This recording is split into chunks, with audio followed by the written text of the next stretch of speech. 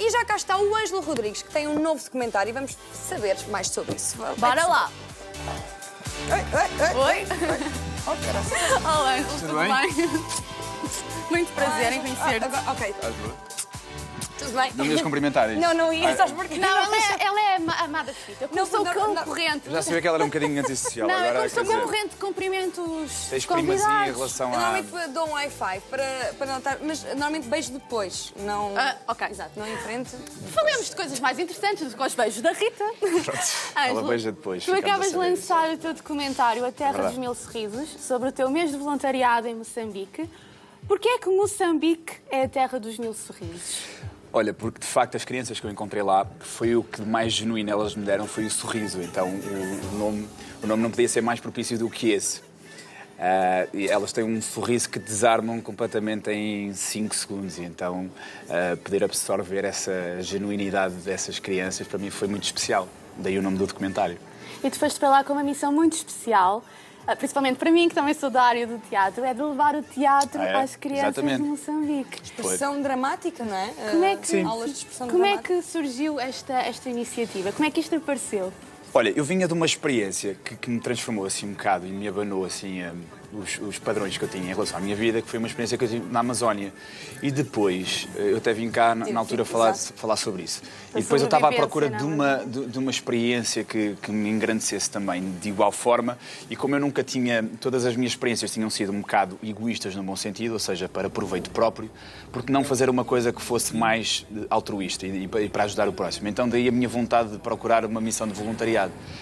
Pesquisei algumas ONGs, organizações não governamentais ligadas à África, porque eu queria ir à África porque ainda não tinha visitado. Cheguei à ELP, que foi a ONG com a qual eu me associei, disse que tinha pouco tempo, tinha um timing de 2 meses para ir e então, passado 3 semanas, estava eu largado em África, na ilha de Moçambique, a dar aulas a 3 turmas. A 3 turmas? De que idades? Eu não fiz exigências nenhumas. Eu só pedi para que as crianças estivessem ali entre os 10 e os 15 anos para terem uma certa maturidade, percebes? Ok. Porque também no teatro é preciso algum poder de abstração, para o jogo cénico, etc. 2 dias antes de eu ir, dizem-me que eu não tenho só uma turma, que tenho 3, em que uma turma tinha de 10 a 12 anos e as outras 2 turmas tinham 5, 6 anos. Isso é super pequenino. Tudo o que eu tinha planeado saiu-me completamente ao lado. Porque foi difícil, porque eu também não estava munido das ferramentas necessárias, porque eu nunca dei aulas, não é? Já tinhas trabalhado com crianças antes? Ou... Não assim tão intensamente, não. E foi engraçado porque eu pensava que ia numa de, ok, vou fazer uma missão de voluntariado, vou dar umas aulinhas tipo umas 2 vezes por semana e depois vou conhecer o país. Esquece, trocaram-me completamente as voltas. Das aulas todos os dias? Dava todos os dias, porque eu tinha um timing apertado, porque o dia 20 de junho lá é o dia da criança moçambicana. E eu fui um mês antes e então o objetivo era preparar uma peça de teatro para apresentar no dia da criança. Era o nosso objetivo final. Então tínhamos aulas todos os dias, eu tinha aulas de manhã à noite, levantava mais cedo da manhã, chegava às 5 da tarde, depois escurecia logo que era inverno, só tinha tempo para preparar as aulas para o dia a seguir e foi assim bem intenso. Foi um mês. Conseguiste passear ao menos um bocadito? Ou mesmo... Pouquíssimo. Fui a uma ilha ao lado, que era a Ilha das Chocas, que é linda de morrer, agora, mas pouco. Foi mesmo mais trabalho. Olha, mas essas 100%. crianças tinham a noção do que era o teatro? Se calhar não, tu tiveste que lhes explicar tudo do início. Elas têm a noção do que é o ator, do que é o teatro, do Sair Então, da própria pele, não é? Certo. As crianças mais velhas, eu digo mais velhas, que eram uns 10, 12 anos, tinham já alguma maturidade maior, não é? E todos eles queriam ser atores. Era muito engraçado. Era um grupo de 15 alunos, todos eles queriam ser atores. Agora, os mais pequeninos não sabiam bem o que isso era, não é? Por mais teoria que eu lhes desse no início, eles queriam era saltar, brincar e cantar. Então foi engraçado, eu tive que mudar as minhas estratégias porque no início era frustrante eu não estar a conseguir chegar a eles porque por mais jogos teatrais que eu fizesse, eles têm que ser crianças, não é? Então eu tive que lhes dar um bocado o que eles queriam. Mais liberdade, não é? E de alguma forma, exatamente, quando eles não se apercebiam, estavam a brincar, mas já estavam a fazer teatro e não sabiam. Não tinham noção disso, mas na realidade Exatamente. estavam a fazer. E esta ideia do documentário, tu já foste com a ideia de fazer um documentário ou foi uma coisa que te foi surgindo? Não, foi mesmo uma coisa que foi surgindo, não foi nada premeditado. Só que eu também não tinha um equipamento nada de especial, de câmaras e isso. Quantas câmaras foram? Sim. O documentário foi feito com um pouco mais do que uma GoPro e um iPhone. Eu levei também uma Canon que utilizei algumas vezes, mas foi assim, um equipamento bem rudimentar. À medida que eu fui fazendo as aulas e os dias foram passando, eu comecei a perceber que isto se calhar era giro se eu conseguisse partilhar isso, se eu conseguisse contar uma história. E foi assim que foi surgindo. Fui registando tudo, cheguei ao fim, tinha para aí umas 10 horas que no final foram condensadas em 40 minutos de documentário. E eles não reagiam às câmaras ou comportavam-se de forma diferente? Completamente. Eu vi uma história gira da banana no teu Instagram. Sim. Cada vez que eles vissem uma câmera tinham que dizer dizer banana. Foi muito engraçado. Sim, eles nunca tinham visto uma GoPro na vida e parecia que estavam assim a olhar para um extraterrestre, assim, uma coisa muito engraçada. E houve uma aula que eu dei aos mais velhos, que eu tinha só 2 perguntas. Era uma aula e havia 2 perguntas. Eu tinha muita curiosidade em saber o que para eles era o amor e o que para eles era a felicidade. E foi o primeiro contacto que eles tiveram com uma câmara. Então foi muito engraçado, porque de repente eles eram todos extrovertidos, pus uma câmara à frente e de repente estavam todos... assim, tipo, o amor para mim é o que une 2 pessoas apaixonadas. Tipo, foi muito engraçado ver que eles ficavam muito mais inibidos com uma câmara. Tu lembras-te de respostas curiosas que eles deram acerca dessas perguntas? Não só o que é o amor, mas o que era para eles ser felizes? Lembras-te de alguma resposta? Precisamente a felicidade. Acho que... Sim, porque eu tinha curiosidade em saber, porque... Epá, desculpa lá, eu tenho aqui o telefone a tocar. Não faz mal. Não, que eu esqueci de pôr isto em silêncio. Desculpa lá. Pode acontecer com qualquer um. É uma câmara, estamos a falar, foi com o iPhone que Exatamente. tu gravaste. Olha mesmo, É para participar do nosso tema. Claro. Exato. Olha, as respostas deles andavam muito à volta do mesmo. O conceito de felicidade deles passava muito por estar com os amigos, e estar com os pais, e estar com as pessoas que eles amam. São as coisas simples da vida. E o amor também é estar com quem gosta dessa pessoa, com quem sente alguma afinidade, alguma aproximação. Isso. E é engraçado perceber que se estejas em Portugal, estejas na China, ou estejas em Moçambique, nós somos todos feitos da mesma matéria, sofremos todos dos mesmos dilemas, inseguranças e temos todos os mesmos objetivos. Há coisas muito universais, não é? Completamente. E tu viajas imenso. Tu sentes que estas viagens com locais, com culturas tão diferentes,